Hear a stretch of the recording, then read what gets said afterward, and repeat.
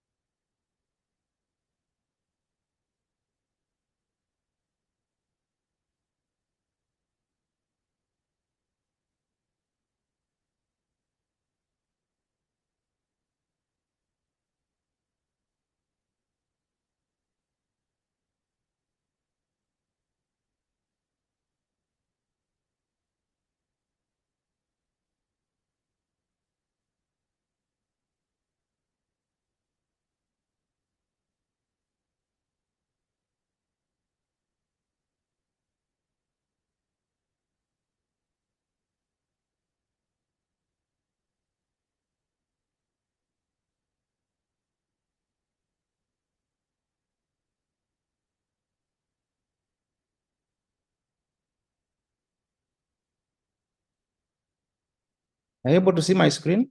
Somebody please confirm. No. No, we cannot see it yet.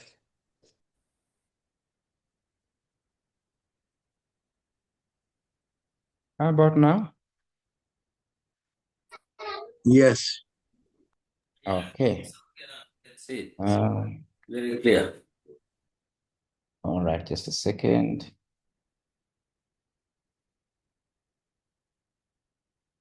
Thank you much. Thank you very much, colleagues. Ours we in group 5 were able to sit and we brainstormed quite a number of possible projects, and we're able to come up with the integrated broiler value chain project. We're looking at this as being a fully integrated commercial poultry enterprise, transforming Uganda's poultry sector through value addition, technology, and modern distribution.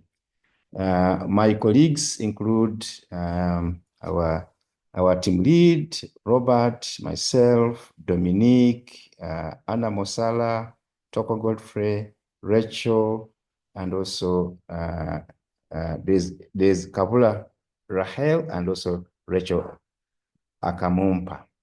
So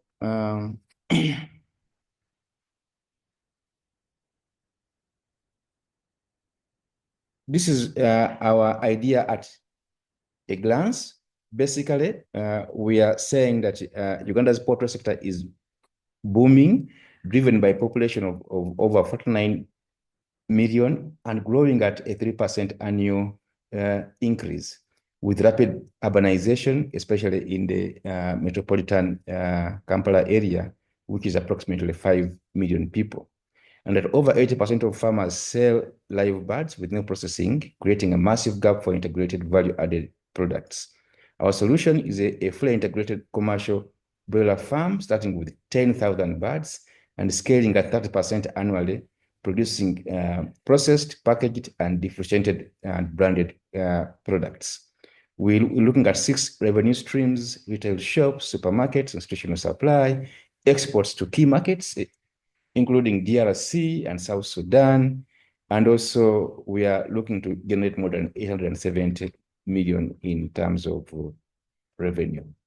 The problem is that when you look at the poultry sector in Uganda, the first big issue is the high feed cost. Feed costs account for over 65% of poultry production costs. This is one of the crushing factors that crashes into the margins of farmers. We also have got weak processing. About 80% of farmers sell live birds with no hygiene or value addition.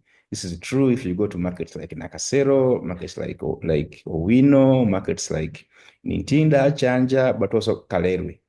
And also there's disease outbreak are very frequent, basically due to poor biosecurity, but also no cold chain processing. So most of our farmers lose because of challenges associated with the major post-harvest losses because of lack of refrigeration and zero branding. No branding for poultry products is inconsistent quality, but also weak customer loyalty. And we have a lot of unsatisfied export market. DRC and South Sudan alone, their demand exceeds our current export capacity. So the sector is a massive opportunity, yet it is largely untapped. Our solution is we want to procure a hatchery and brooding equipment. These are not very expensive. It's just the knowledge of how you can manage them. Number two, we need to do our own feed production. So we shall procure a hammer mill to do that, and also mixer, and of course also construct a store where we can be able to do our own feed production. We do broiler farming, processing and packaging, and cold chain. We want to have a small 1 by 20 feet cold chain container where when we slaughter our chickens, we can be able to keep them there for 1 or 2 days so that we don't incur losses. And then, of course, we want to have retail shops in key areas. When you look at the products we want to produce, they will be differentiated. We will have well-cleaned chicken. Nothing will leave our farm live. So we will have cleaned chicken, breast cuts, wings, drumsticks, smoked and marinated cuts, chicken sausages, gizzards, liver, and of late, trotters. They are also selling very, very highly. The key differentiator, Doctor and the team, is that we shall not sell any live birds. Every product will go full value addition. We'll standardize processes. We shall engage in branding, and of course, creating a premier consumer product that commands high prices and builds lasting customer loyalty. Our value proposition will be around for supermarkets, hotels, schools, hospitals, and urban households who need affordable, hygienic, and reliable poultry. We deliver fresh, packaged, traceable chicken products with guaranteed year-round supply and consistent quality. And the key things there is, the value addition and also the traceability. Nowadays, it's very key. So hygiene, and we shall ensure that our products are hygiene and safe through cold chain preservation, inspection, and also we'll make sure that we get licenses from the National Bureau of Standards. Year-round supply starts with the having our own hatchery so that we can be able to synchronize. Our goal is to make sure that we can be able to slaughter every Friday so that we can be able to tap into the weekend market. Affordable pricing will be guaranteed through our own feed production. I said earlier that once we have our own feed production, we shall lock in 30% of costs. So we will be able to guarantee a stable price. And also value proposition is around the cold chain logistics, where we'll be able to supply South Sudan and DRC markets, which are insatiable with fresh supplies. The business model is around having 3 shops in the key areas in Kampala, one in Bugolobi, in Ntinda, and also another one in Kamocha, where we'll be able to brand our shops and sell the products. Hello? Yes, doctor? You have used up your time because presenting an idea summarize is different from presenting a full business speech I told you last time. And I said you should be having at least 3 slides. One slide is product description. Another slide is something to do with the potential demand. And then another slide is talking about profitability. But now you are telling us a lot. So when you come back next time to present a business speech, what will you present? Okay, so talk about profitability, then we close. Thank you, doctor.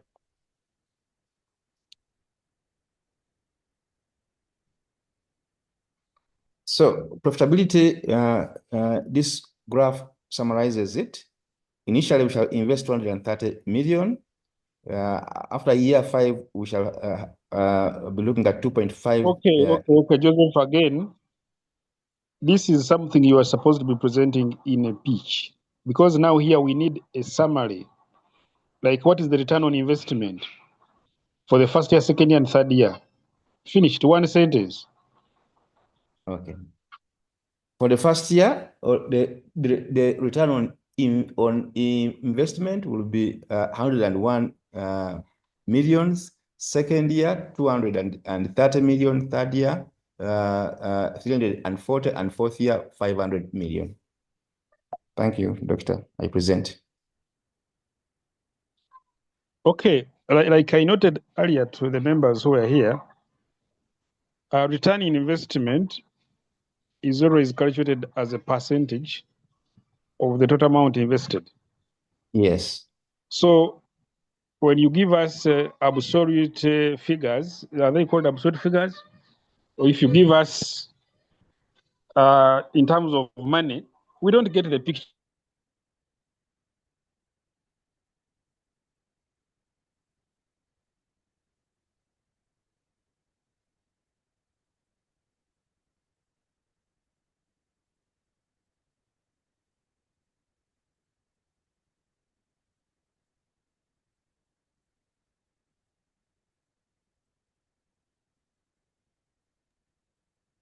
I think, Doctor, we must have lost you.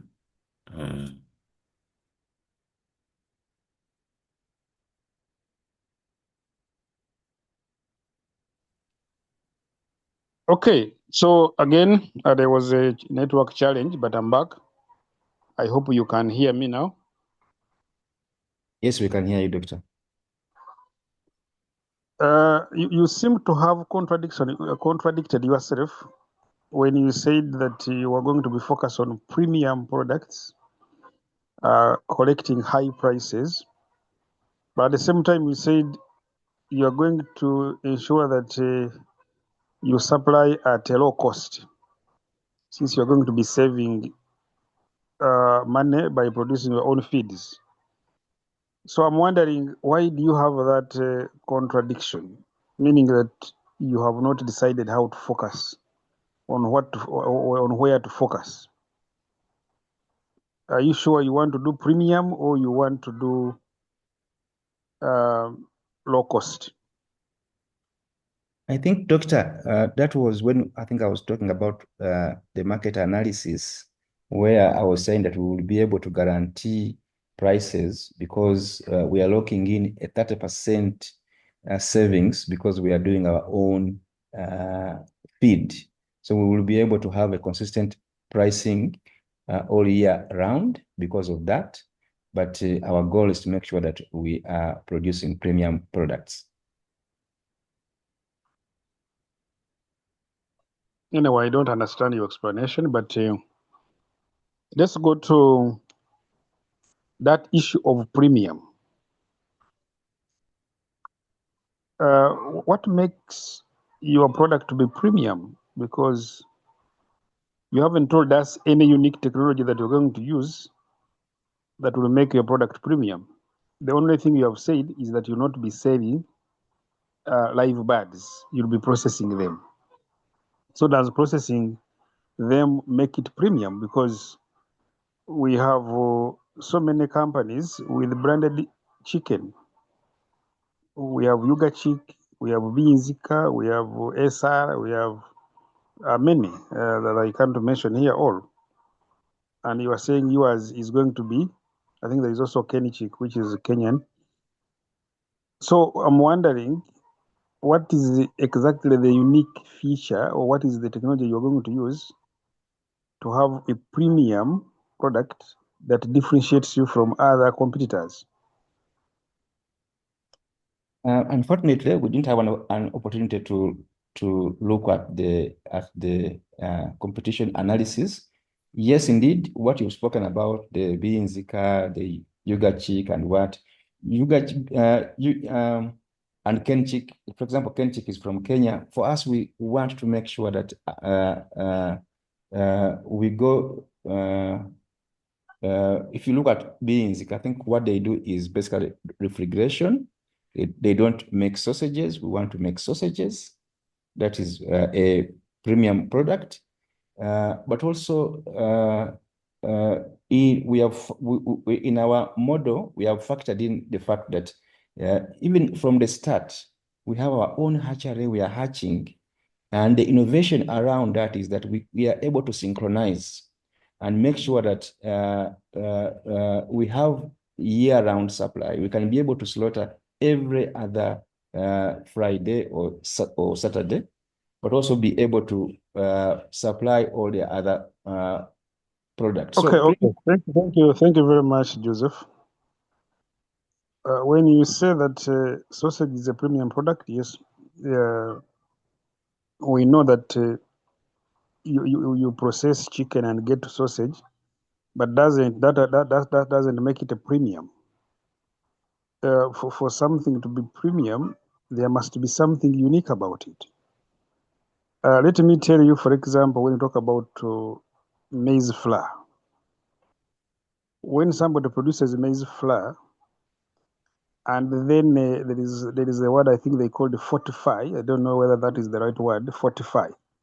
When they fortify, it means that they have added some more value in that maize flour, and it has added its value and its cost, and it is only a few people, not the ordinary customers, but the ones who are higher class, that will be able to afford that kind of maize flour, which has more value. So we're talking about chicken, and then you say that by processing sausage, you are having a premium sausage. I don't understand it. I don't understand the categorization of sausages to say this one is premium, this one is ordinary, or to say that as long as it is sausage, then it is premium. So I think there is something that is missing. I don't know if your members, the members you have in your group, whether they have something they want to say, which is different from what you are saying. Doctor, members can also contribute, but premium for us was meaning that we have that product, which is a sausage. The value addition is we have put in spices. I'm saying, if there is any member in your group who can tell us something different from what you are telling us, let them say it, because what you are telling us, I already said. Even if you explain, it will not make it different, unless one of your members has something that they can say different from what you are already saying. But for me, what I've said, you need to reevaluate the uniqueness you are talking about,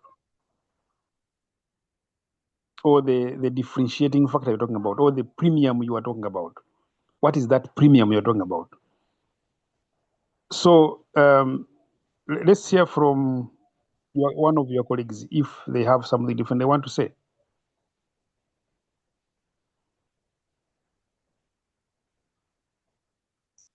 Okay, it seems none of your members has a different thing to say. But let me tell you one thing that you can think about.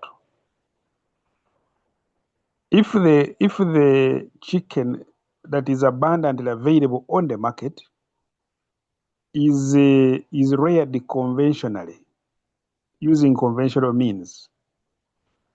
So they are using, let's say, manufactured antibiotics, the usual antibiotics. The concentrate they are using is also the manufactured concentrate. Maybe it has some ingredients that are chemical. And for you say, okay, for us, we're not going to use the ordinary concentrates that is imported. We are not going to use the antibiotics that is already available on the market. We don't trust that one. It may not be healthy. And you are saying you want to produce a special kind of chicken which is free from the antibiotics, and therefore you are using local means. You are generating your own proteins from soya beans, from what? There are these insects which you can crush, and then you get the ingredients from them. So you rear those yourself, and then you crush them, and you produce the vitamins from them, animal vitamins. So if you can convince us that's what you want to do, and therefore your chicken is going to be purely organic, free from any chemicals, then we can understand what you're talking about, that you are producing a purely organic chicken. But if you are doing the same thing that others are doing, and then you are saying for you have a premium product, we can't believe you. That's what I wanted to comment. But all the same, your submission is good. Only that you were too elaborate, and yet we needed a summary of that. Okay, members, can we have? Is there another group that wants to present, or do you have questions and comments for this group?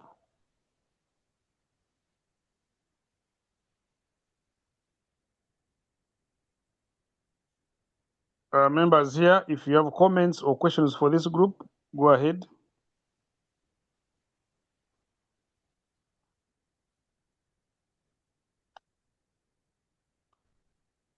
Doctor, for me, I think it is a good presentation. I have no any question, and you have highlighted areas of improvement. However, I think the group needs to come up with to explain for us that premium issue, so that we all understand what they intend to mean. That is my submission, sir, Doctor. Thank you. All right, thank you very much, Houston, for that observation. Other members, do you have any other comment for this group? Yes. And yes, go ahead. Yeah, thank you very much, Doctor. I'm one of the group members, and I want to thank Joseph for this nice presentation. And Doctor, I also want to thank you so much for your guidance. I think what we've presented is business pitch. It's not just a business idea. We had our several business ideas that we actually deliberated on, but then we decided to choose this one here. So basically, this presentation is actually detailed. And maybe what I would request from you is if it meets the standard of business pitch, and if it doesn't, maybe we can go and rework on it and maybe fill up some of the gaps. But otherwise, this is, of course, a business pitch. Thank you. Okay, thank you very much, Dominic. You asked whether it is meeting the criteria, and I want to say it is not near anywhere to the real business pitch. because it has not answered any of the key questions. And what are the key questions? If I point out the three key questions, one is the market potential. Can you give us the market potential, not in words, but in statistics? You should be having a graph or a graph or a chart demonstrating that you are seeing the current market is big and that the potential expansion of this market is huge, and therefore you cannot satisfy it in the next 3 years. Remember, I said this should be a 3-year plan. Then after demonstrating the current and the potential market, then you should tell us how what percentage of that market do you want to get, and what will you do to get that percentage of the market. That is now where you are going to be telling us the uniqueness that you are talking about, the differentiating factor that you are talking about. And this should be something that everybody is able to see, that you really what you are proposing is unique. That is the innovation. That is the competitive advantage. Can you demonstrate clearly that when we do this, then we shall be standing out from the crowd? So that innovation, you see that I've been asking you seriously to explain that, and you haven't been able to explain it very well. And then the third one is the profitability in terms of return on investment. You should be able to tell us that if you invest in this project, if you put in 10 million, at the end of the first year, you'll be able to get 4 million in profit after tax, which is 40% of the investment. And maybe in the second year, it should be able to grow from 4 to 6 million, which is 60% of the profit. Sorry, 60% return on investment after tax. So that should come out clearly. And like you've said, you've indicated how you will minimize costs. So that means that if you have put in 10 million and the company is able to make sales of, let's say, 30 million, then the cost of that, the cost of production, is expected to be, because if you're talking about 40%, then the cost of production should be around 18 million. And then you should be able to make a profit of 12 million. Of course, the cost now, I'm not talking about only the cost of production, but even selling and distribution cost should be catered for under the 18 million. But then when you make sales, you are getting 30 million in sales. And this should be clearly demonstrated again, and you should be able to indicate how you are able to minimize costs to the lowest possible level in order to get the highest profit. So the three key areas that I've mentioned where you have demand, or the potential demand, the market size, and then the innovation or the competitive advantage or the differentiating factor, whichever name you want to call it, and then the return on investment. That these are key. If you don't have them and you don't have them clearly explained, then you have not done much. And this should be based on real statistics, not imagined statistics. So you need to go and look for data, look for statistics. And if possible, you can even conduct a market survey and get primary data to be able to be clearly informed. Okay, somebody is putting up a hand. Yes, go ahead and pose your question. Amos Samuel. Well, thank you so much, Doctor. You actually answered my question already, though I felt it's also important that I should add a little.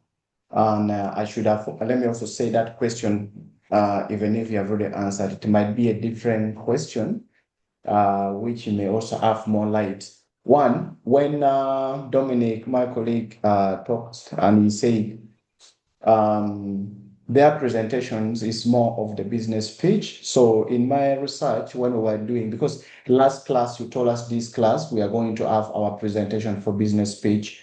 And I was thinking we would be having that after those other group of people have finished, about 2 groups that were supposed to do their business planning, business proposal, business idea presentation. So when he said this is a business page, I asked myself, the flow is quite different. And most of the question that you ask us that we should have to work on our business idea presentation is quite not aligning. So I was a little bit in confusion whether we really did the right business pitch, because it might be prone to rejections of the work. Like the other time when we brought our business ideas, you had to give us a session break of about 10 minutes for us to realign. So that's what I wanted to make a little comment and clarity on that. So if we are going to present our business pitch, is it supposed to be like that one of Lada, Dominic? Then it will be quite different from what we did the research. And we came, the video we watched, and we saw people were defending their business pitch in form of statement and coming up with a few product samples, So that's what I wanted you to possibly give that highlight. And then I see if really we are on a good track. Thank you. Doctor, sorry, let me interject a bit. We did correct our business ideas like you have advised. Maybe you're going to see that now when we have presented it to you on your inbox for your marking. And if time allows us, maybe it's important that we polish something once and for all, and we back that it is already clear marks. Thank you. Okay, thank you very much, Amos Samuel. Dominic, you had something you wanted to add? I saw your hand up. Thank you very much, Doctor, for the observation. But I think some of those key points are there. Maybe, I don't know whether the explanation wasn't done right, because we talked about rapidly growing population of the country, that is Uganda, annually at 3%. But I think one gap that you really pointed out is, of course, we need to quantify it in terms of percentage. So here would have actually been so specific by talking about the percentage of Ugandans who are feeding on these products, and how we are also going to tap part of that percentage. So I think that is one of the most key observation that you've made. Then we also talked about market potential, of course, in South Sudan and DRC Congo. DRC, I mean. Okay, Dominic. But then we haven't. Sorry? Yes, you are repeating the same thing that we have already said, that you have mentioned them in word, but you haven't quantified it in statistics. So we need to see it in terms of statistics, in terms of figures. So basically, that is what you need to do in the next presentation. Okay. All right. Thank you, Doctor. All right. So do we have any other group? Do we only have 5 groups? Yes, Doctor, we have only 5 groups, and that was the last group that didn't present last week, so last weekend. Probably, Okay. as per what Amos was suggesting, is for them to redo, but that's it. And also, just to clarify, I think the last time you guided that the business plan pitches will be done on 7th June. And then I think we're supposed to do mainly how a sample of good presentations, I think, a session on that, and then also innovation timelines. That is, I just wanted to give that clarity. Thank you. Okay, thank you very much. And that is noted. Thank you very much for the reminder, especially about the innovation timelines and the best inventions of all time. That's a very important topic to talk about. Okay, so we can go directly into that one. That from what you have been reading about the innovation timelines that were given, what are your comments about them? Or what did you put in your assignment? Because I remember I put it as an assignment. You were supposed to submit, or you haven't submitted yet. Okay, so can I know the first person who is ready?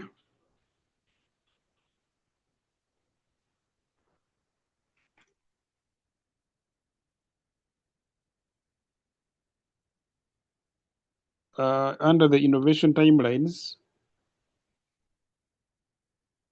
and the inventions or innovations of all time, what did you put there? I want to hear from at least 5 people before we can conclude that discussion.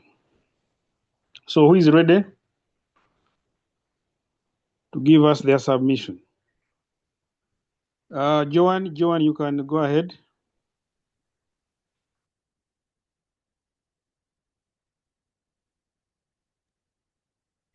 Thank you, Doctor. I looked into the innovation under the medical section, whereby it was talking more about the inventions that have happened, and I looked at how medicine has progressed from the time when we had it around 1986 in handling emergencies, for example, the smallpoxes, whereby the drug trials were being conducted on rats, but now there is a revamption that nowadays they no longer use the white rats.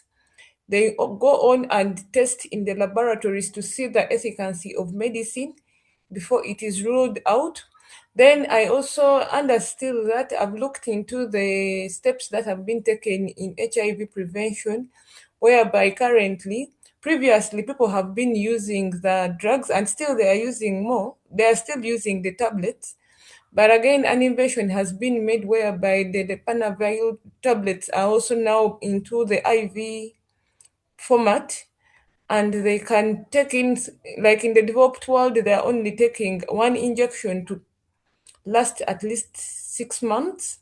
Though still here in the undeveloped continent, people are still on the tabs. Then I've looked into the AI component, whereby it is now also being embedded into medical practice, in which systems that are being used for reporting are able to predict, whereby we're having the open sources rather than also using the paper formats of reporting. Right now, systems are embedded on the cloud, so people can access information all over. They are able to read journals rather than them being archived in the libraries. That's what I thought about, Doctor. Thank you, and over to you.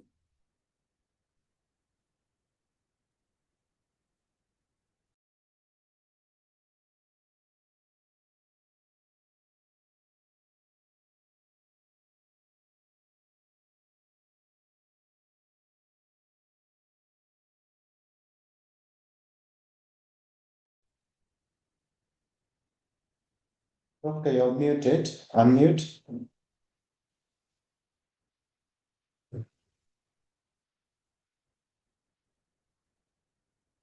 All right.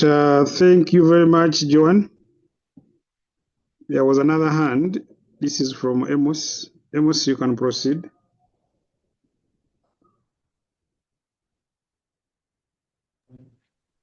Thank you so much, Doctor. Mine was not so far. Being an accountant, I never took it so far. I brought my innovations into my pocket. Money evolutions, where the timeline of money and payment innovations illustrates our financial system have continuously evolved to meet the changing needs of the society at the moment. So I began by looking at the beginning with the mined coins, and around that is about 500 BCs, and they were advancing up to today's digital payment system. So I looked into each stages of the innovations, which has improved the speeds, and then we looked into the securities, how it has improved the conveniences and accessibilities of the financial transactions. That is how the money has been moving, the trends has been moving. Then the evolutions of this money reflects the growing influences of technology on trade. I looked into that. And then commerce and everyday life, how people actually spend their money. You see how money has been changing. So the earliest innovations highlighted is mined coins, which started with, which introduced a standardized and trusted form of currencies. So coins were simplified trade by replacing inefficient barter system, and that was providing recognized value across markets. Then we see around 600 AD there, the printed paper money emerged, offering a lighter and more practical alternative to metal coins. Yeah, we saw how these things has been moving. Then this development supported expanding trade networks and enables governments and investors to manage larger economies more efficiently, more effectively and efficiently. That was when the paper money printout came in. First of all, the money transportations and the money exchanges were a little bit easier, and they were lighter mode of exchanging, doing the investments and the like, rather than the way you used to have the barter trade system. You have to bring these 3 cows for one something, or, there are a lot of many things that happened in those ages. So by 1659, checks invention came out. The checks became an important financial advancement. This was because they reduced the need to carry physical cash. I think by then, that's when people started seeing, oh, check, that is cash and cash equivalent. Only writing a paper, write a payer, account, the right account numbers, and then as long as your account has the money and there is a certain period that the money has to stay, the check has to mature, and the transactions has been going on physically, and it was more advancement was being introduced by that time. So checks strengthened trusts in banking system by allowing written promises of payments to circulate securely through financial institutions. Then we come in 1871. I think some of us now in class possibly might have already been born. This is a period. No. That is not yet that, but by 1971, that's when I'm going to talk about it. By 1871, most of us were not yet there. I confused the age period. So in 1871, wire transfers, transformed financial transactions by enabling money to move electronically over long distance. I guess now you understand. From checks, now we came to wire transfers, So the financial transactions, by doing so, money were being moved electronically over long distance. Someone here in Uganda can do transactions in US. Someone here in Uganda can do transactions in any other part of the world, because they can easily initiate that thing and it proceeds. So these innovations made international commerce faster, safer, more reliable. you know. So things has been moving. So when we come in 1960s, now this is where now I can say maybe the gurus have already been born, the way they say. I cannot pronounce that very well. They introduced credit cards and automated teller machines. We call it ATMs. Anywhere there are ATMs nowadays, the advancement has come. Some of them, if you are to go the other part where I'm going to go into the advancement which has reached, I'm going to talk about it. So which modernized consumers banking. Credit cards allow people to make purchases without immediate cash payments, while ATMs provided convenience access to funds at any time. I want to pose this question in this class. Is there anyone who is having credit card, or all of us as debit cards? Of course, we need to differentiate that. These are two different cards. Credit cards allows you to get transactions even if you do not have the cash at that time. So they have trust in you that your bank account will definitely have the money, so you can overdraw. And then at the end of the day, the money is being settled. But with a debit card, where right now maybe the system has changed a little bit due to maybe too much people in the market that they know how to handle things, they need money to be in your account, then they have to give you a debit card. So with that, this development increased conveniences and encouraged the growth of the consumers economies. That one was one of it. So a major transformations occurred in 2008. I must say most of us were born, I for one was already in the world by that time.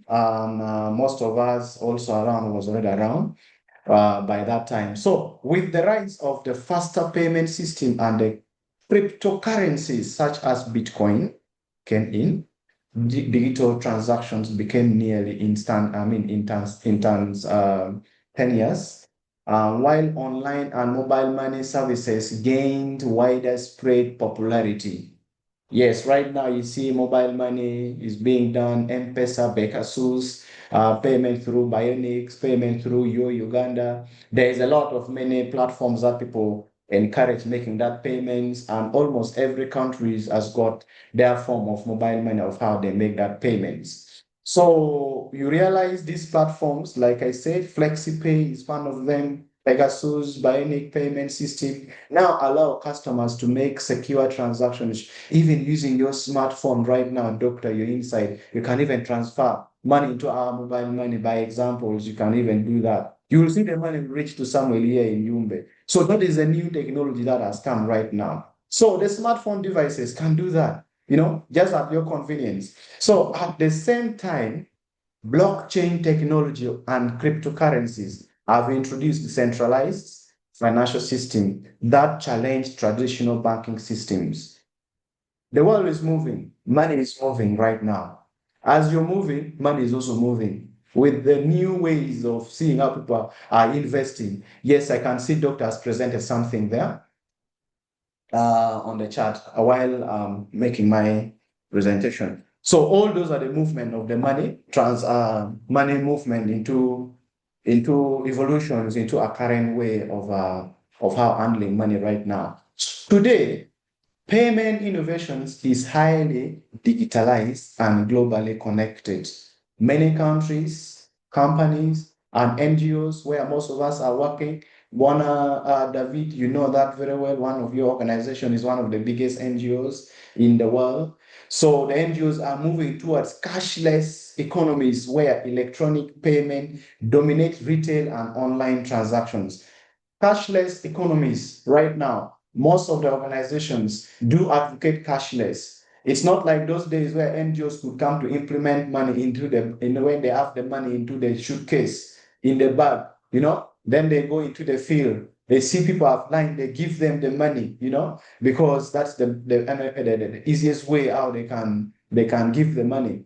Our aid teachers, our grandfathers who has been the aid teacher in the villages there, they come in the bank in the district, they withdraw the teachers' money. They start going at home with the money inside the bag. You find they are being robbed on the road, So right now, as much as the system has been developing, they came into the cashless. You see it? Yes, doctor. I'm finishing up. Hello. Doctor, you're breaking.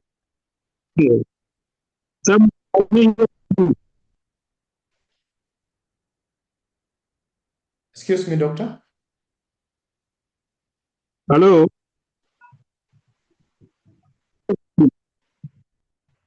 Doctor, I can't hear you. You're breaking. Okay, you finish.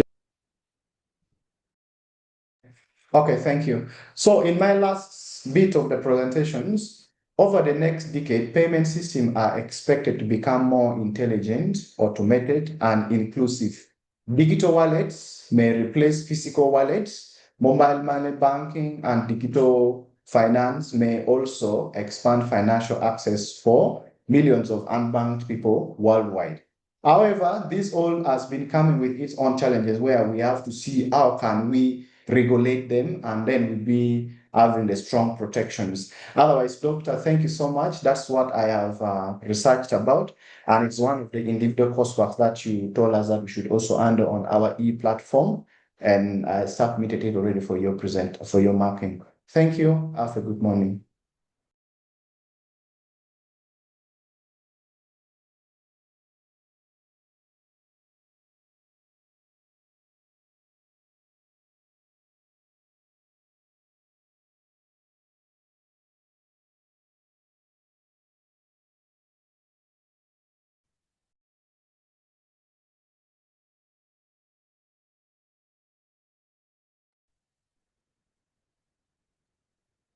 Doctor, I have completed.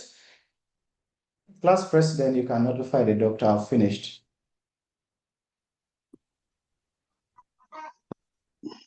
Hello. Okay, I think now you can hear me. Yes, Let's hear hello. from Dominic. Yes, Doctor, thank you very much. And Kenyatta, thank you very much. I think my presentation is not really far from Kenyatta's, but then maybe the way actually I put it is quite different. But of course, all about the evolution of money. The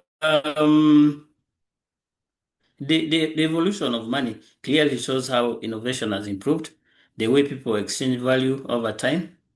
In the earlier stage, societies of course relied on the barter system, where where goods and services were exchanged directly. However, this system was insufficient because both parties had to want what the other offered.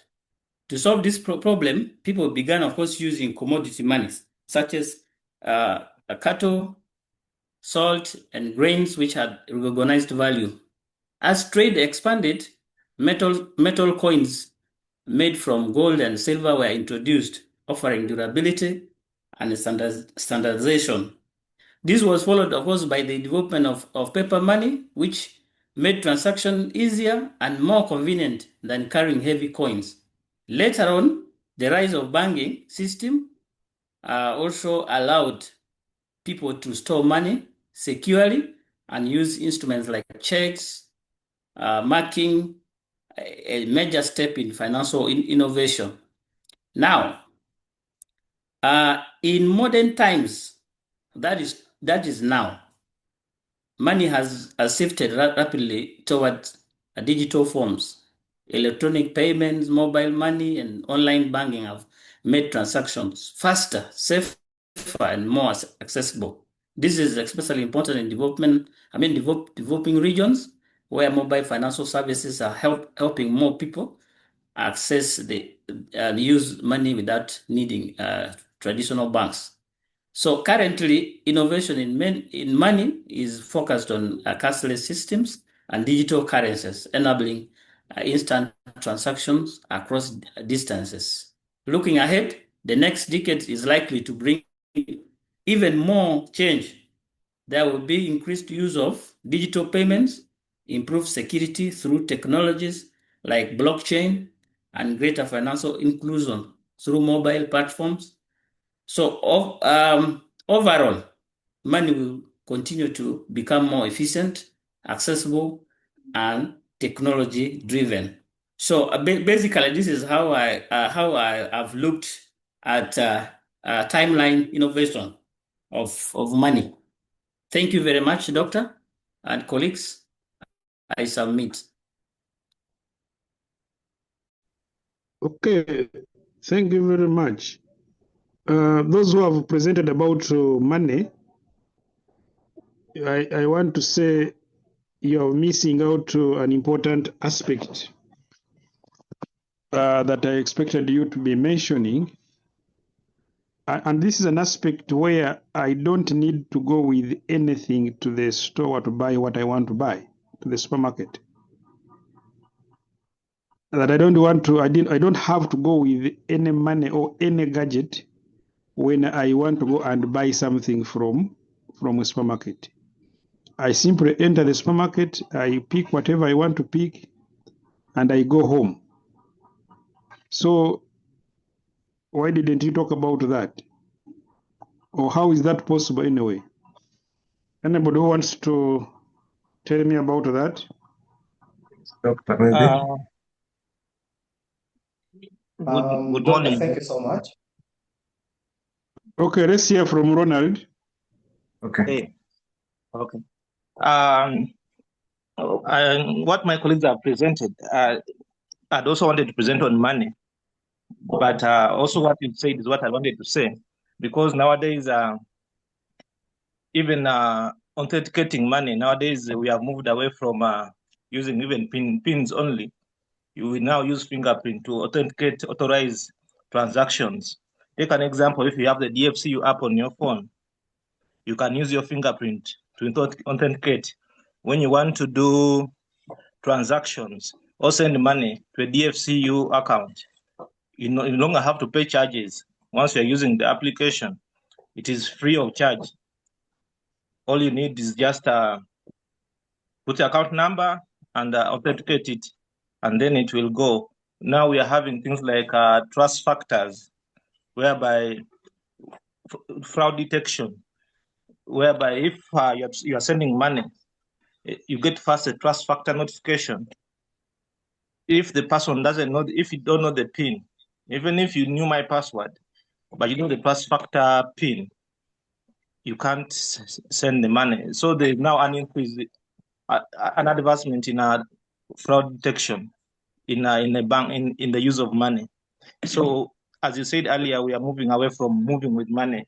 Right now you have the M-Pesa codes or the Momo Pay merchant codes, whereby you don't need to carry cash. You are paying for fuel, you now use the merchant codes. Or you have the fuel cards. Money is now moving in cards, and you no longer need to worry about robbers or somebody ambushing you, because money is now, I don't know how I can put it, but we are moving away from carrying hard paper money to carrying money in different forms.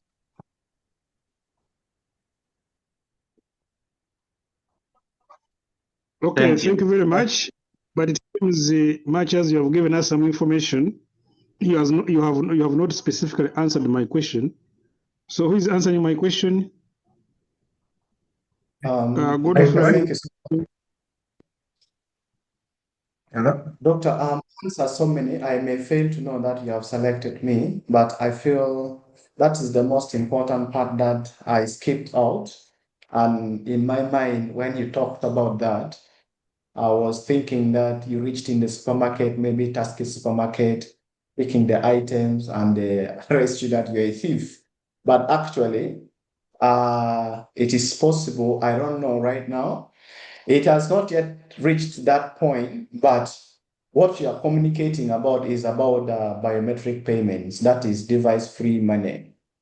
I think I almost hinted it some part, because right now we're doing the cashless, that's why I stopped at, but still you have some device to support you get that money. But when you reach at the point of free money movement, I mean, where you go into a store and then you get the items, a set of TV, you do not carry any phone, you don't carry any card, or in other thing. The latest stage right now basically talks about that bit of it, though I did not research much, but I have thought about it. Like, if you go into a supermarket where the world has to invent is the fingerprint, where if they have something in the supermarket, you go into the supermarket, then you put your fingerprint, and the fingerprints alone takes you into your banking system. So, meaning we need to develop the national ID, we have to incorporate the banks, we have to incorporate this internet system to be so efficient, and this is going to be a sophisticated part of it, because if I put my fingerprint, it has to give my detail in the bank and give me the amount that I have, and then it has to transfer the money from my bank into the supermarket. So fingerprint can work. Then the other part of the facial recognitions, I go and put my face. We have seen at least this one in the movies where someone goes into a lift, you don't press anything, just put your face and the lift open for you. So facial recognitions can be part of it, or iris scans. You saw I am bringing this part from the movies that I've been watching. I love watching movies at my free time, very, very free time. Someone is supposed to open a suitcase, he needs his iris. Someone is supposed to initiate or activate something, he has to put his eye. Only his eye is enough to do that. So all voice recognitions or palm scan. So I think that is the latest bit now that I think the world or individuals has to transform. And we have to see, you don't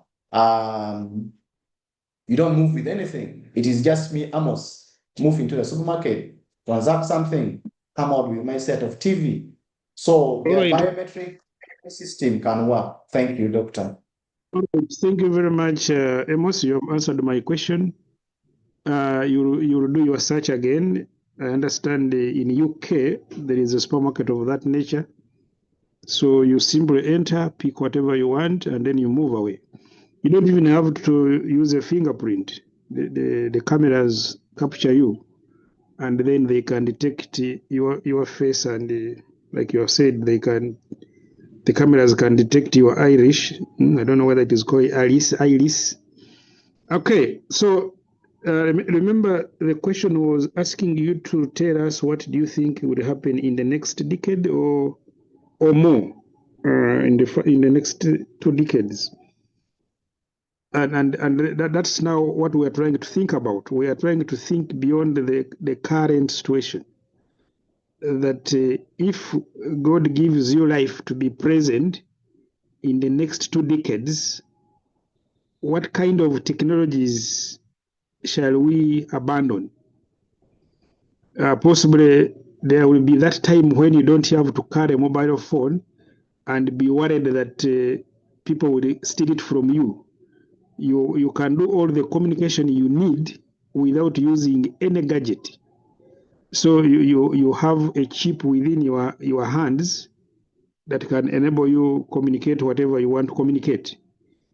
Even when you want to send an email, possibly you can dictate the email and it is sent without you having to touch the gadgets. So the gadgets, therefore, will have less value. Okay, let's go to the next presenter. You see the hand is up here.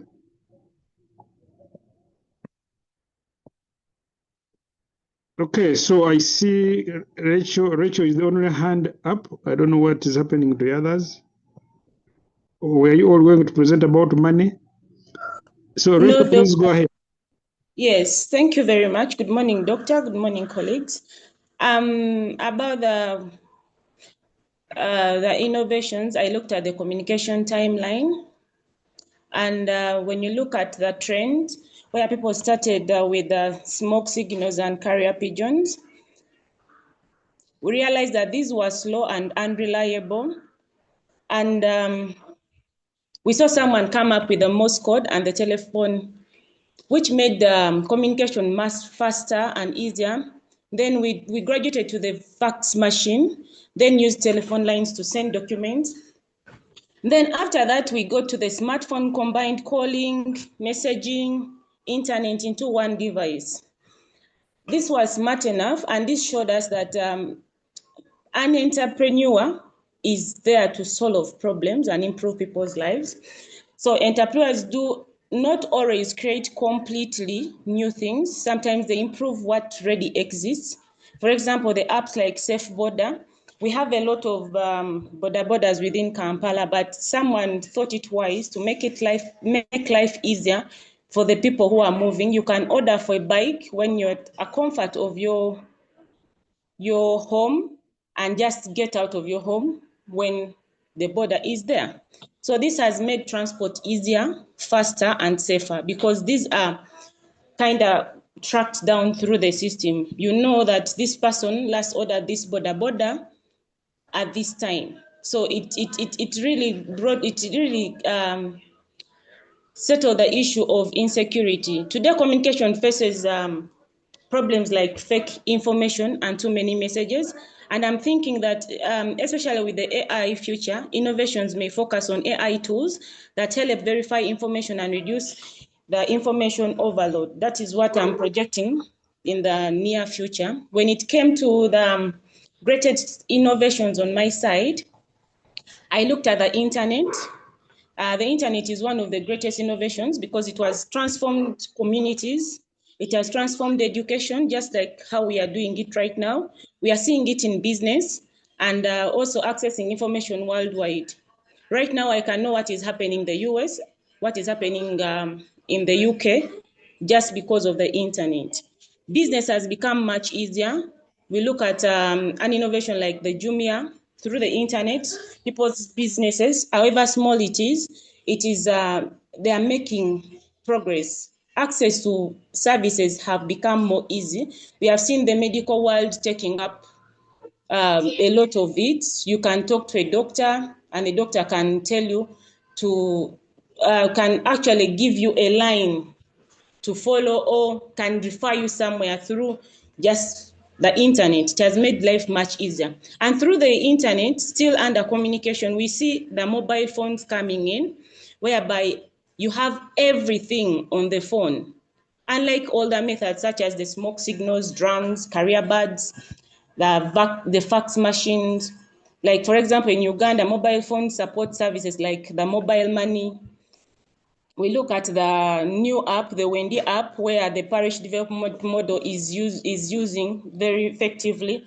We don't see our people coming down from the villages to come to the town to withdraw their money. It has really saved a lot of people. It has saved people's time, transport costs, and risks such as robbery or accidents. Then my greatest innovation, I looked at electricity because most of these innovations are working because of electricity. Most of the modern technologies and devices, including phones, internet, computer, water pumps, it is all about the electricity. And that is where I put my greatest innovation of all times. Thank you very much, Dr. and colleagues.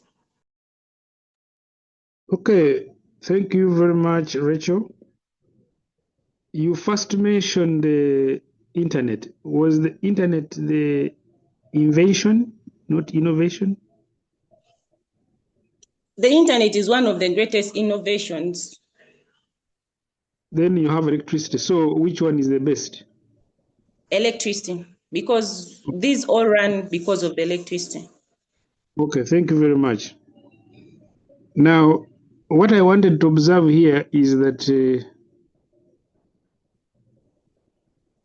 you mentioned that not all innovations are new. Some innovations are an improvement of the existing ones. Yes, doctor. And I agree with that statement,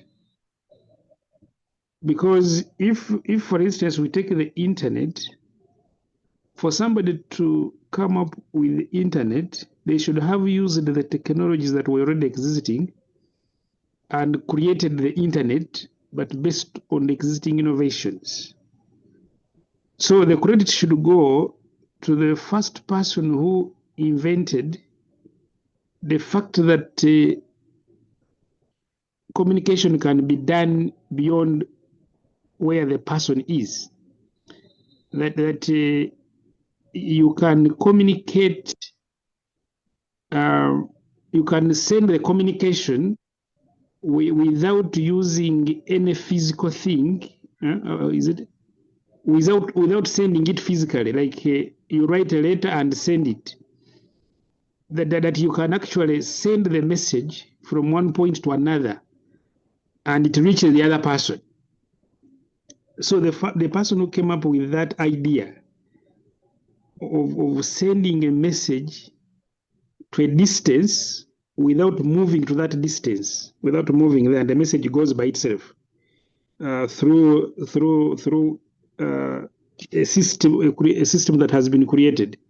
So that would be the greatest invention in terms of communication.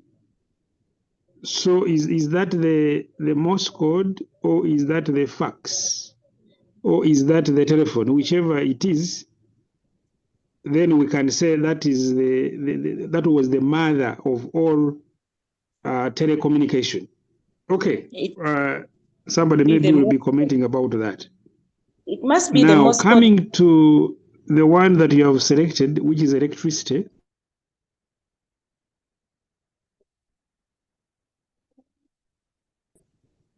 They must have got the idea from the one who discovered fire, because it is about power. It is about energy as a source of energy. So don't you think that the one who discovered fire was the greatest inventor to know that, yeah, this fire can be used as a source of energy? So I want you to think about it. Let's go to the other presenters. You can see Charles. Charles, please proceed. Thank you, Doctor. Mine is on the same topic, but I wanted to add make some small addition, whereby in the future there are researches going on where brain-computer interface, abbreviated as BCIs, will be made. There will be direct communication between human brain and digital devices. This interception, where the robots and the other AI devices can read what the mind is trying to develop, or the other way alternative, such that they coexist in complementary approach. When these and there are many others that may be in developments which show that communication will continue evolving until such a complex approach. Thank you. Okay, thank you very much for that addition. That was a very important addition. And like I said earlier on, I'm looking forward at a situation where I don't have to carry a phone to be able to communicate.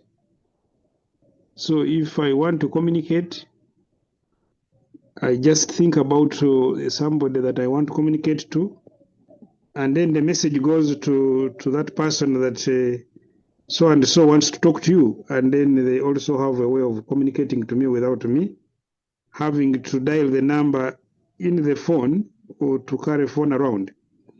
So that is the technology of the future that we are thinking about. Doctor, at some stage there was an allegation that humans were to be connected to some equipments in US where they would understand much about you by the facility that they put on you.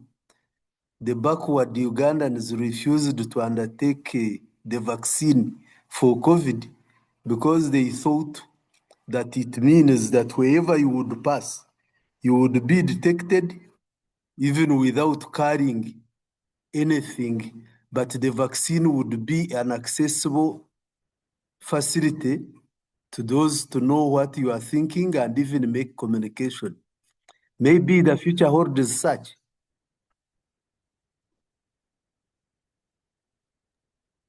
Okay, thank you very much. Let's hear from other presenters.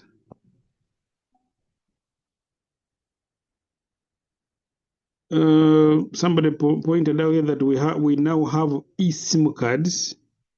So the eSIM card is the one that they put in your body as chips, and then you can communicate using those chips.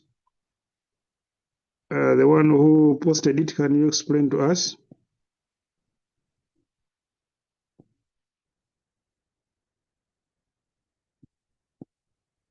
Members, are you already tired? I can see you are quiet. Yes, Alfred, you can proceed. Hey, somebody wanted to say? About the eSIM, realize that MTN and Airtel have options. If you want a hard card, they can give you the hard card, and then you have the eSIM cards. You can communicate when you don't have a physical SIM card in your phone. Okay, thank you very much for that input. Let's go to Alfred. Alfred, please proceed. Yeah, thank you very much, Doctor. Yeah, I'm just a bit confused on the area that one can communicate when has no any device or any communication device in place. Is it in relation to the chips that were introduced during the COVID-19? Or what are the other innovations that it will make humans to communicate even when there's no communication device in place? Okay, thank you for that question. The issue of COVID-19 was just a suspicion that Americans wanted to control human beings by injecting them with the vaccines. And people thought that possibly that was a way of wanting it. So it was not real, it was just a suspicion. But the technology we're talking about here is a technology that has been used in some advanced countries like Sweden, where they can put a chip in your body, and using that chip, you can be able to communicate with other people who have the chip within their body. I think that is something like that. Yeah, but again, that means you still have a gadget. You still have something that you are using to communicate. Yeah, but these are things that we are thinking about, and we think that they may happen in the near future. We are not saying that they must happen. It's just a thinking. I think it was somebody who was saying that he likes watching science fiction movies. If you watched a science fiction movies of 40 years ago, by that time it was science fiction. But currently, you may find that most of the things that were talked about in that movie, which were seen to be impossible at that time, have come to pass. So, in other words, some science fiction movies can actually inspire innovators to actually go ahead and create what has been put in those science fiction movies. So in the same way, as we discuss about these issues, you may realize that your mind can be triggered to think beyond what you have been thinking about, and realize that there are things which are possible, which can be done, which you never thought about, that these things can be done. Okay, let's proceed from there. I appreciate those who are posting here. David, you are saying that increased adoption of digital currencies, official recognition and adoption of cryptocurrencies by the central banks of different countries, further reducing the reliance on physical cash. Okay, much as we do not understand much about the cryptocurrencies, I know there are many people who don't understand the cryptocurrencies and how they work, and many people are very skeptical because there is also fraud in those cryptocurrencies. So, yes, but it is good to appreciate that this is the future technologies, or that is the future technology that we expect. Okay, Alfred, again, your hand is up. You can go ahead and give your submission. I want to make some comment. Excuse me. Yes, go ahead. Hello. I Please go wanted ahead to and comment about. comment. Yeah. I want to comment about the cryptocurrency. Excuse my voice later on. I'm not feeling okay. You know, this cryptocurrency is not that good technology to be embraced because as we advance in technology, the crime also advance in different ways. I realized in 20 was actually I was a victim of this cryptocurrency. Somebody lured me into it, and I believe it was something that can help in different way. But I ended up losing $2,000. I think if we embrace it in the future, I think something needs to be done about it because the more we advance, crime also advance. This is what I have to comment about it. Thank you. Yes, thank you very much for your comments. So we have to be very cautious with advanced technologies. Yes, Samuel, you can proceed with your observation. Well, thank you, Doctor. Yes, I will not talk about cryptocurrency. That's what I did research about in my evolutions of time, money, timeliness. But I wanted to touch base on the communication timeline when you also posted a challenging evolutions like that one of money. Now this time around has come to communications.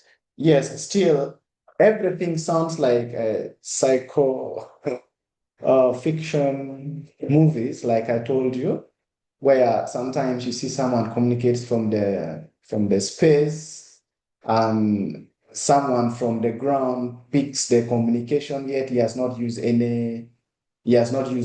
There is no any code, there's no nothing, but they still pick the communication. And yet the person in the space is definitely not even talking. Maybe he passed out of oxygen, but they still need to discover. My colleagues talked about the brain tech, the computer technologies that is thought to take communications using brain-computer interfaces. I think to this point, some point, one person has still to have the computer, or one person should be having certain device to extract the communication from the other opponent, or from the other receiver, or from the other sender, through using certain device, as in like maybe a computer or high technology computer, where a person cannot even talk. We have seen someone is almost dying. Like I told you, Doctor, most of this thing I'm going to refer to a movie. It's so much psychometric that someone can't talk, but you need to find out what was his last communication. Yeah? If you watch this movie, everyone is a witch. They were using certain device to pick some communication from this person, such that they decode it from here, and then it brings some meaning. So I think with this is through thought tech communication using brain-computer interfaces. That's when they can extract the communication from you, and then you can also send the communication, and then someone will really understand it. But I have not seen it yet, and I've not yet heard about it. But I think maybe that's where the world is going to, where they can get the communication from me without I did not say anything. Maybe if I become the next president of this country, or the bank governor, then they need to know something. Thank you, Doctor. But that technology exists. When an airplane crashes and they are trying to investigate what caused the crash, the voices can be extracted of what was being talked before the aircraft crashed. So that Yes. technology of extracting voices exists already.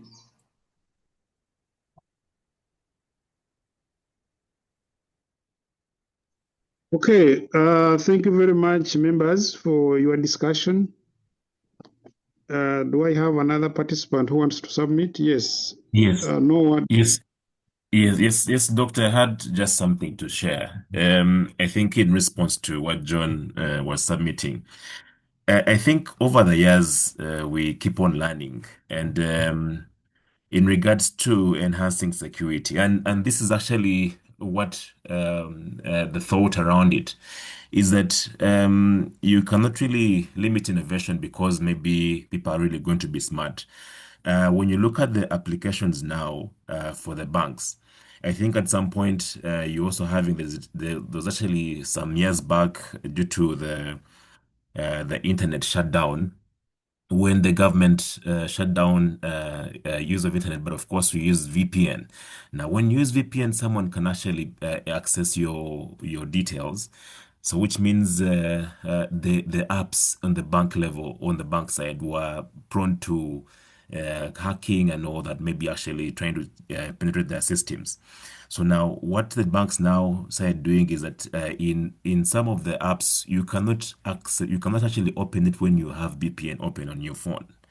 So so I'm just giving that perspective, like so it's like on both sides, on the company side or even entrepreneur side, you should be able to have robust systems to be able to detect and also be able to protect your customers or protect your business as a person.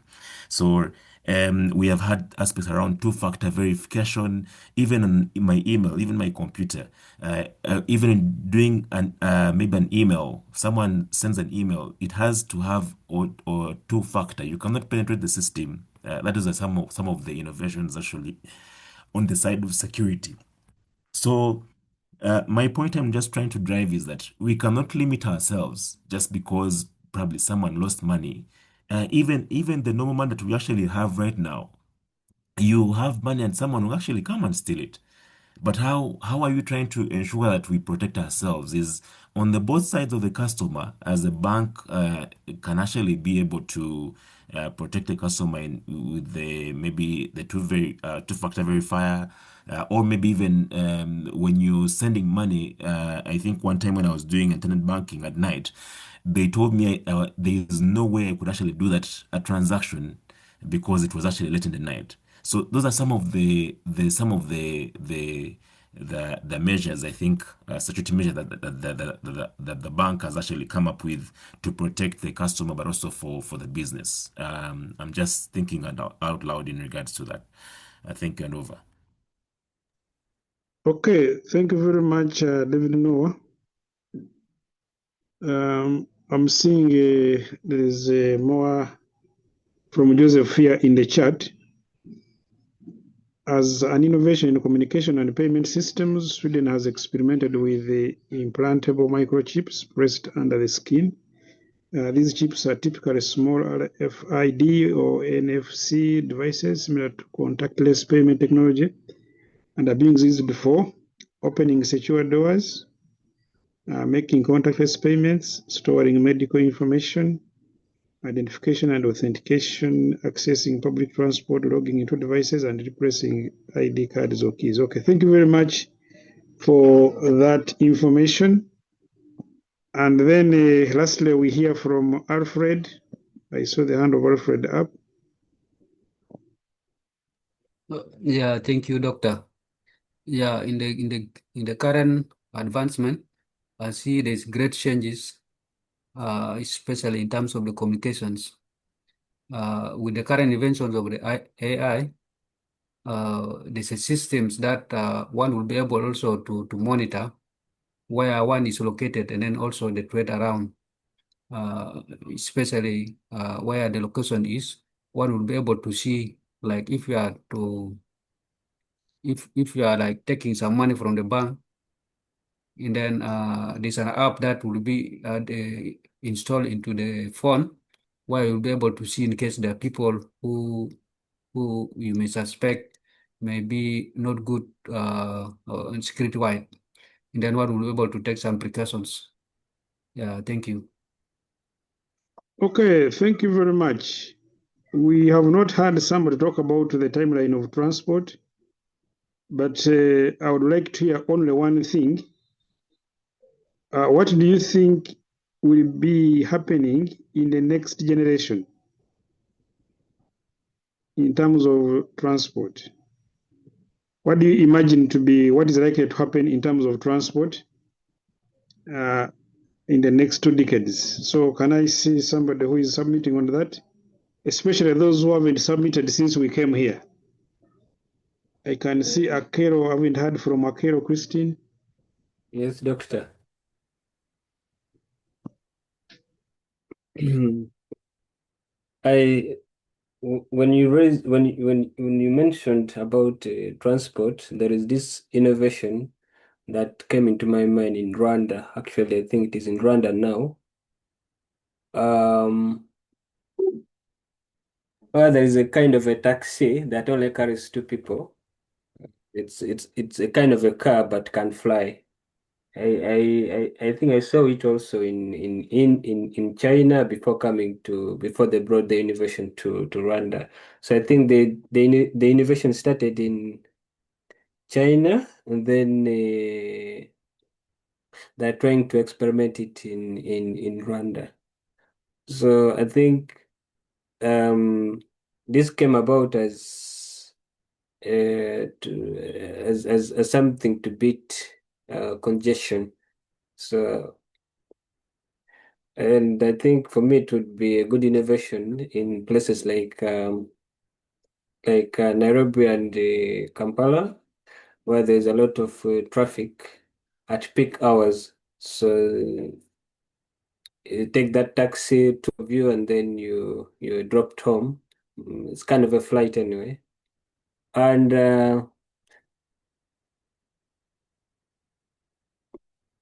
sorry, I wanted to confuse it with the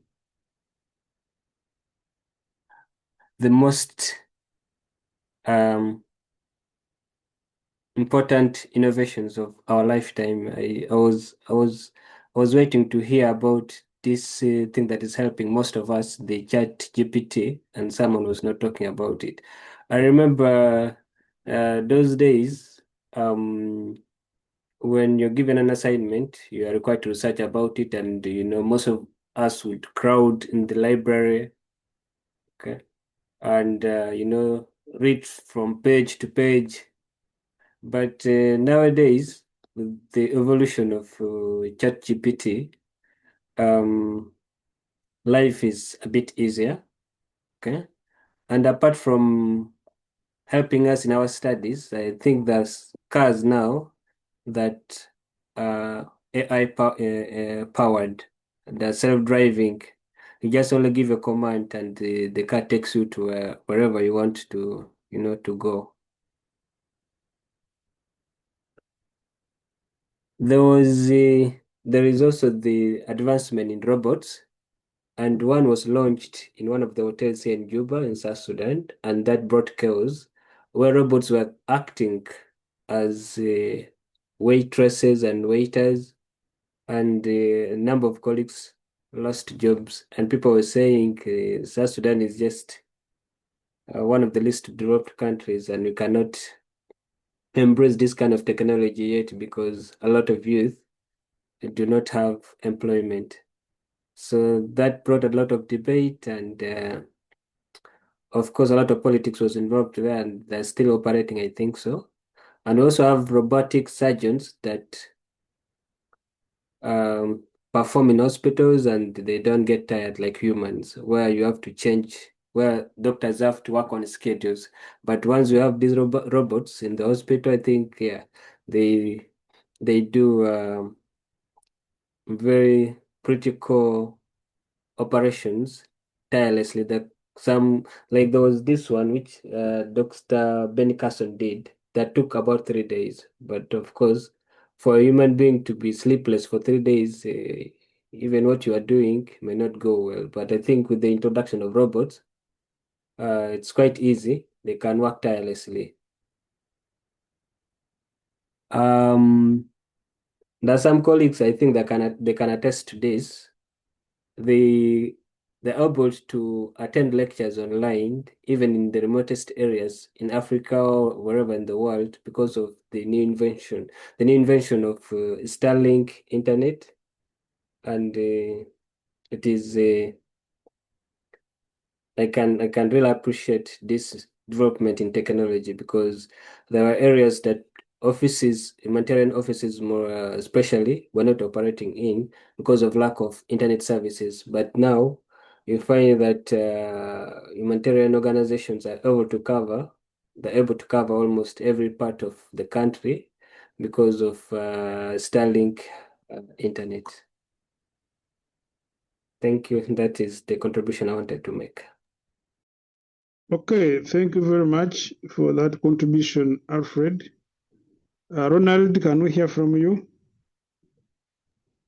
I just wanted to contribute something small to what Alfred has done on the Sorry, transport development. not Alfred. It's a quack Peter, not Alfred. Sorry. What Peter has done on the transport development. A few days ago, I was watching the Beijing Motor Trade Show, whereby now the future of transport is that we are going to be having multi-purpose vehicles. BYD was showing the new innovation in a car that can cross small ponds of water, that you don't need to be worried that when it's rainy, like we have it in Kampala, and cars can't move because the waters may be flooded and it can easily swallow the car. So these cars can now cross the water and don't need to worry that maybe the engine will fail or whatever. So, and then in some airports, and I think also I've seen in big malls, they have kind of flying transport means. So we are also looking into rules, regulations, and there will be an increase in regulations, because you can't have those things in public spaces, like, let me say, people using it as common transport right now, because it will be a risk to life. So we shall see an increase in rules and regulations also in the transport sector, and also as these new technologies come in to be used in public spaces, like as a means of transport, and not being limited to airports and maybe malls. So that's my contribution now on where the transport is going to now. Okay, thank you very much, members, for those contributions. Yeah, Peter, sorry about calling you Alfred. I think we missed out on that. Now, coming to transport again, and going back to science fiction that Samuel talked about, you need to send us the name of that film that you have talked about, so that we can also, that movie, so that we can also watch it. So, coming to the science fiction, I'm looking at a situation where when I want to go to South Africa, it takes me only 30 minutes. Because I think according to the current systems of transport, it may take about 2 hours or 3 hours to move from Entebbe Airport to Johannesburg. But are we looking at a situation where you can be teleported within 30 minutes or less, and you are in South Africa? And how does that help in promoting connections between cities and business? If transport time can be significantly reduced, and how long does it take us to reach that level? Is it about 50 years to come? So, putting aside technologies in transport, there is a technology in energy, and I see that nuclear energy is something that people are now thinking about, and it is a new form of energy that is expected in the near future. Then this is also about energy. Actually, even wind energy is another form of energy that is very friendly.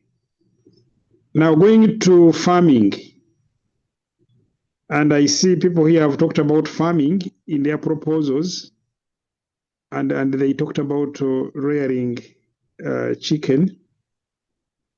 But what about when we are using modern technology to do farming, and we do not need to use, let's say, we don't use soil, we can grow vegetables without using soil. Isn't that a very good technology in farming? Okay, let's go back at farming. I want to hear some comment about it. So who is ready to tell us about what are some of the expected technologies in the next 2 decades as far as farming is concerned? And possibly you can combine it with the value addition.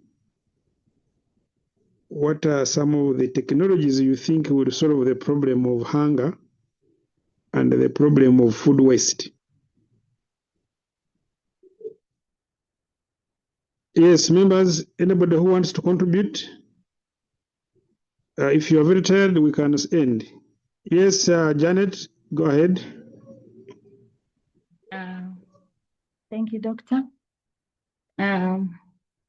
Regarding the evolving technology or the innovations of in agriculture, we're looking at a situation where, like in the past, like one farmer would probably feed 10 people only, and so it required a lot of many farmers to do the manual work to be able to feed the masses. As technology, we've seen technology evolving, where we are seeing a massive multiplier effect whereby we have maybe tractors, automated tractors in some developed regions. Some of them are directed even by the GPS, and basic automation through irrigation. And so we see just one farmer with the improved technology of the different the tractors and the irrigation methods, they're able to feed masses. As the decades, as time move on, currently we are seeing maybe a uniform approach where you find if we want to irrigate, we want to put fertilizers, you want to do pesticides, there's an approach where you have to treat the whole field.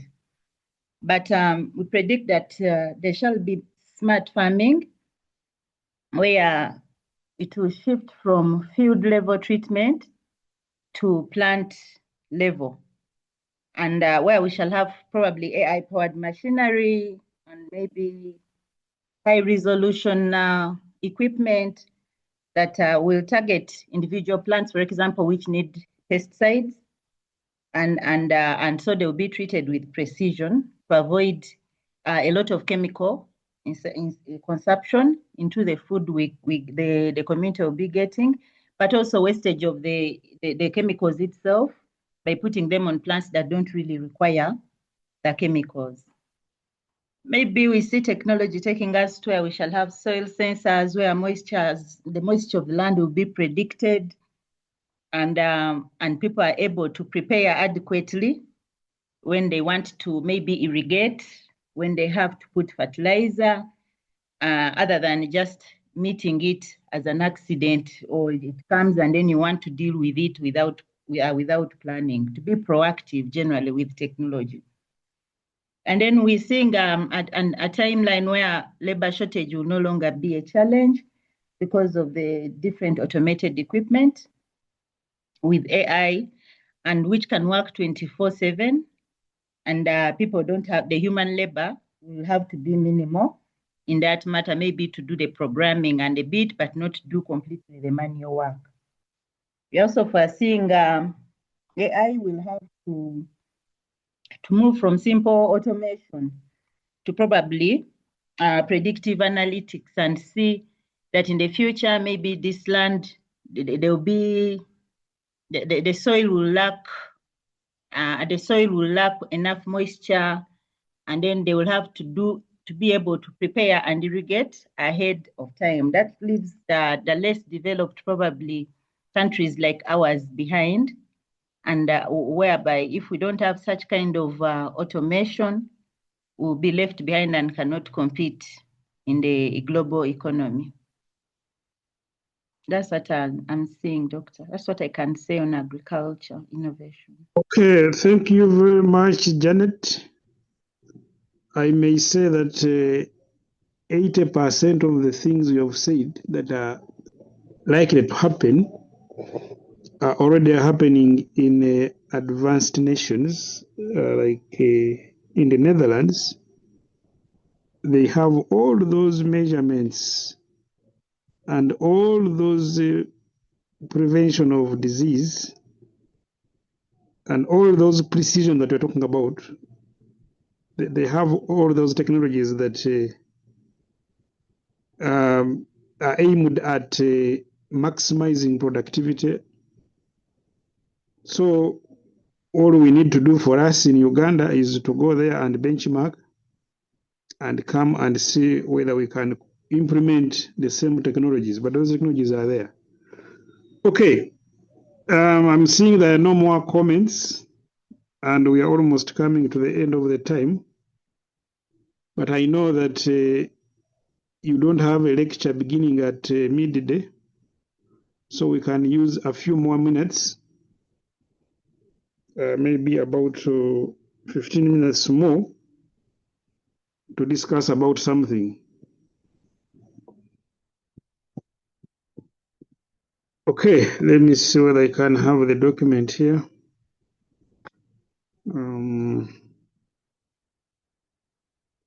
Where is the document?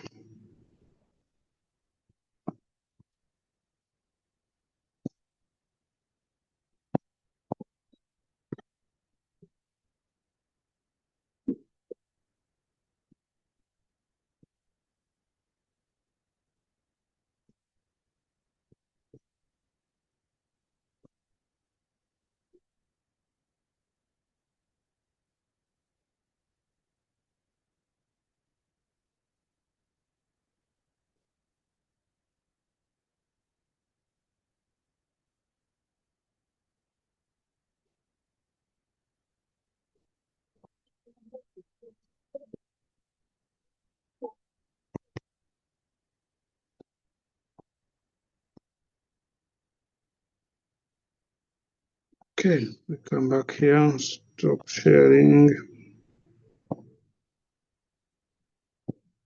and share screen.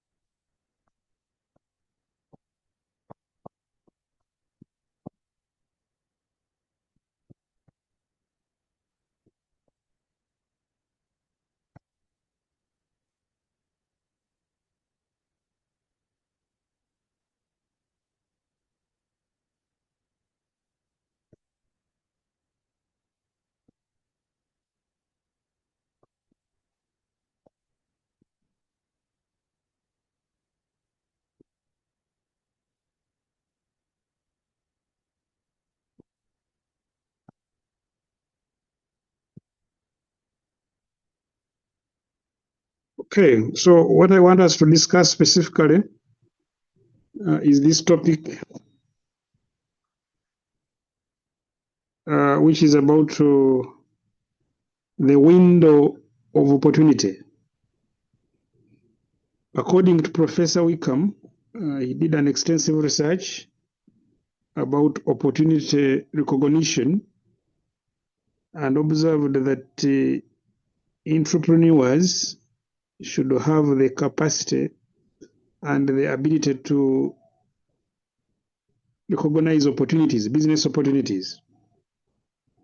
And the recognition of business opportunities goes through stages. And stage number one is to spot the window. To spot the window. So how do you spot the window? You've seen already that you can look around and see what is not happening in the right way. What is it that within your community people are complaining about? What is it that is lacking that people need? What are the problems in society that haven't been solved for a long time? So by looking at all these, you are able to know that there is some problem here which has not been addressed. And then you have to think about how can this problem be solved. You brainstorm, you think. Somebody saw that there was a problem of traffic jam in the city.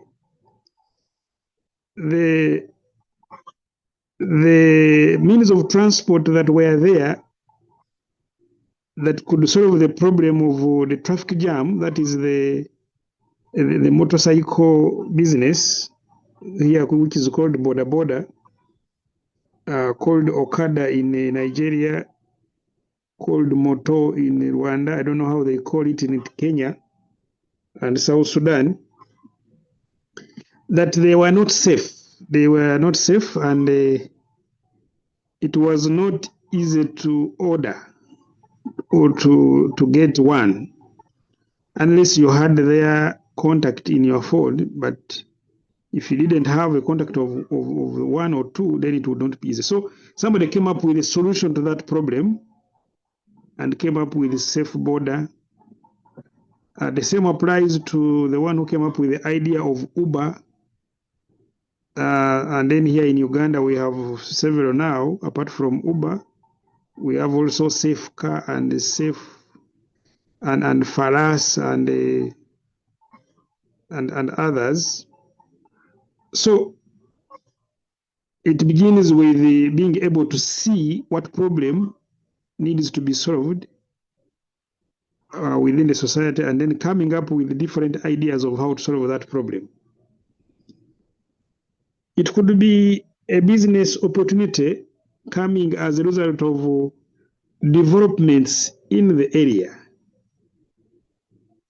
You have known that in the budget of the country, there is construction of a certain road, maybe PG Express Highway or the Southern Bypass, and you know that once that road is completed, is finished, there will be opportunities. The land around that place will gain value, will be more expensive, and you are spotting an opportunity there. You have also known that there's going to be construction of a refinery somewhere in Hoima. There's going to be a construction of the pipeline, or it is already being done. And you have known that there's going to be a construction of an airport, or that one has already been finished. So all of those economic activities can be seen to be business opportunities. So you are spotting that here there is likely to be a business opportunity because of this. You have learned that there is going to be implementation of the new curriculum in Uganda, or the new curriculum is being implemented. And therefore, because the new curriculum is being implemented, there are certain things that will be required to ensure that that implementation is done. So there are many examples that I can cite, or there are many examples that many of you will also be able to add on the ones I've talked about. But that is about spotting the window, identifying business opportunities, seeing where there is going to be money, that where is going to be money. Money is likely to be here. So how can I be part of that money? I think even people have also known that the government has plans to add more money in the parish development model. Parish development model, yes. PDM. So there's going to be more money government is putting into people in rural areas, and they will be growing more crops, maybe more coffee, maybe they will be rearing more animals, and that will create maybe supply of raw materials. And you can now think about what kind of business opportunity is coming out of that. Then we see that stage 2 is about locating the window of opportunity. And what is to locate now? You identify and then you locate. So how do you locate? Let's talk about the opportunity that has been brought by the oil in the country. And there are many developments happening within the community. And then you say, okay, I am good in the line of food. If there is any need for food as per the developments happening, then I should position myself to be a supplier of the food that is required. It could be the food in terms of the raw food, matoke, maybe Irish potatoes, maybe tomatoes, whatever. So you want to supply to restaurants and hotels, and therefore you start doing that, maybe even rearing chicken and rearing goats, so that you can supply to the ones that need them. But you can also say, no, I'm going to position myself to be actually opening a restaurant and preparing food and supplying it. Or you could say there is going to be need for furniture. So can I be in the business of furniture? Maybe there's going to be need for consultant services. So can I position myself to be a one that is going to provide the consultancy services? So locating now, it means that you have to choose where to be, where to put yourself, where to stand as you tap into the opportunities that you have spotted. So in other words, it means being focused, being positioned strategically where you can benefit more from the opportunities. Can I confirm that you are still listening to me? Yes, Doctor. Yes, doctor. Yes, doctor. Okay, thank you. Doctor, we are listening. Now, we come to the third stage, and I want to say that this stage is so important that if you don't complete this stage well, then you don't need to move forward. If you don't do this stage well, you don't move forward. And in most cases, many entrepreneurs who have either failed or are struggling to survive, it could be mainly because they did not take this stage seriously. The stage of measuring the window of opportunity. So measuring the window of opportunity means that you have to look at the size of the market and also look at the potential market. And if it is good enough, then that's when you should think about going to the next stage. So meaning that under this measuring of the window, you have to look at the statistics that are available and see what those statistics are telling you and interpret them properly. And then do a forecast. Yeah? You do a forecast to predict the potential with some kind of certainty. So for those of you who did the mathematics or who did the managerial economics or who did operational research, there are some techniques you can use to predict future demand. I think even in economics, there should be something about it, maybe managerial economics. So you can predict the demand and realize that, yes, there is going to be demand for this particular product as in the future. I think one time I was traveling with a certain lady from Kigali coming to Uganda, and she told me that if you want to make any investment, if you make an investment in food, you can't go wrong because people will always eat. There will be no time when people are not eating. So if you are investing in food and you are sure that you have positioned yourself well, then you can't go wrong. You will be always having customers. Okay, so measuring the window is very critical, and therefore I need to see this in your presentations. What is the current demand for that product? Who are the current suppliers of that product? Who are the current producers and suppliers of that product? And how is that market likely to expand in the near future? And what kind of market share do you want to get from the market? And what are the ways in which you will get that market? So what is your competitive advantage? What is your innovation? That is key.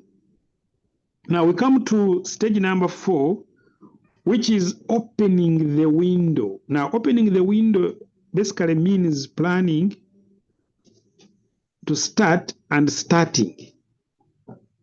So, and looking for resources that you need.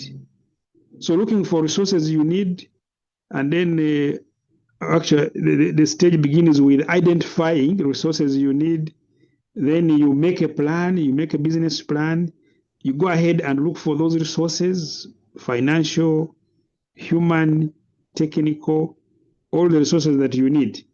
And then starting and running the business. So this stage 4 is very, very critical in your success. But of course, it doesn't become more critical than the first 3. Remember that if you have been given 3 hours to cut a tree, it is advisable that you spend the first 2 hours sharpening the axe, and then use the 1 hour to cut the tree. I don't know if you have ever heard about that.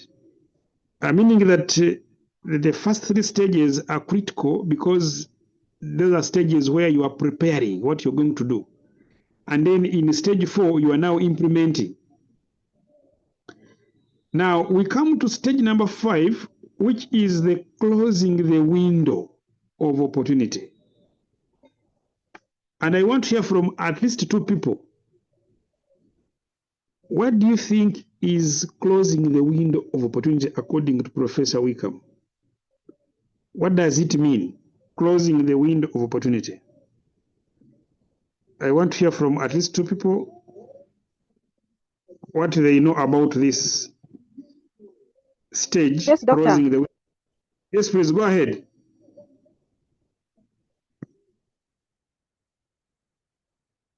Doctor.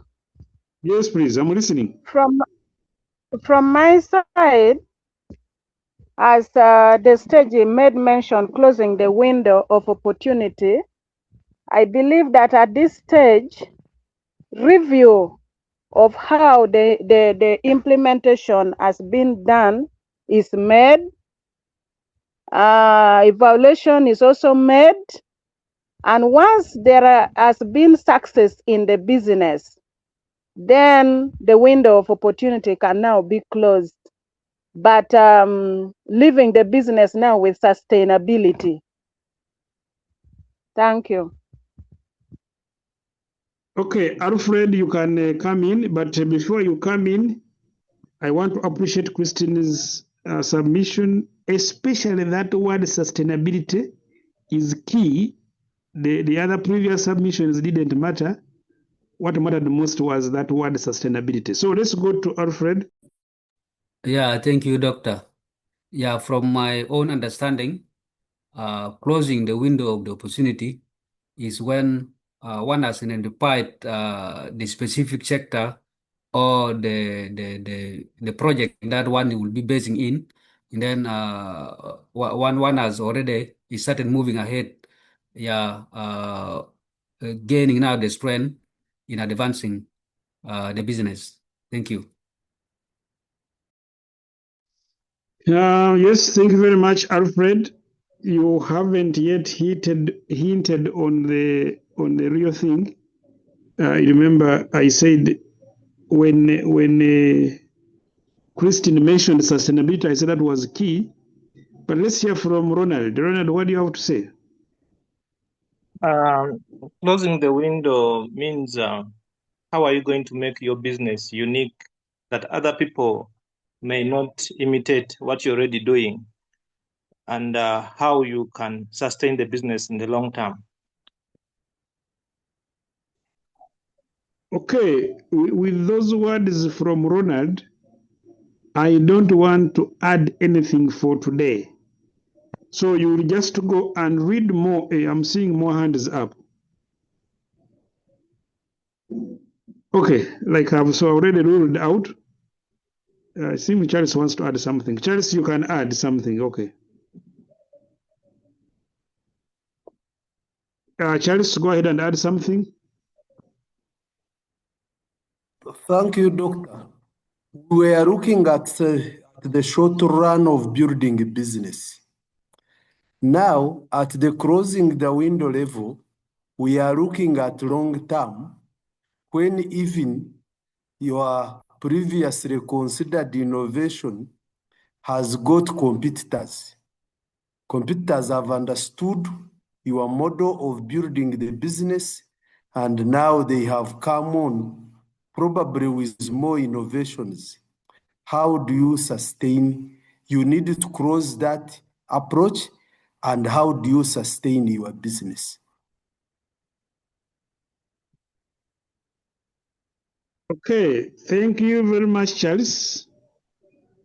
I think you have complicated the matter even further. But I had said that what we had heard previously from was it from, I'm forgetting the name again. Christine. No, after Christine, there was somebody who submitted. Ronald. Yeah, Ronald. Okay, thank you. So what we had heard from Ronald was adequate for today, but now you have kind of complicated issues. Now, closing the approach, you don't close the approach. We are saying that you have to find a way of being unique. You have to have a differentiating factor, or you should have what we refer to as a competitive advantage. But your submission now is telling us that your competitive advantage should be sustainable. So, what is a sustainable competitive advantage? Actually, the key implication is that you have to close out the competitors. Closing the window is actually meaning that you close out the competitors. So do something that will make the competitors stay away, and therefore you are always ahead of them. So your submission now is telling us that even when they are trying to catch up with you, you must find a way of staying ahead of them. So continuously innovating and continuous improvement is what is being talked about here. So, like I said earlier, go and read more about it. And therefore, as you prepare to come and present your business pitches, you must clearly tell us what is the competitive advantage. What unique thing are you telling us that you are going to do that your competitors are not likely to copy quickly and catch up with you? What is that? So that is key. So you must look at what are the different ways of closing the window of opportunity. Which one of those different ones do you have the ability to implement and sustain in the long run? Okay, having said that, I want to wish everybody a nice Sunday, a nice week. Those who support sports, you have some games today, but maybe because you already have the trophy, the games don't make a lot of sense. So you are just going to watch for formality. Otherwise, asante sana. Thank you, Doctor. Okay, doctor. Asante, doctor. Thank you, you. doctor, and congratulations, Arsenal fans. Go enjoy. We Thank you, haven't reached doctor. there now. Karibu.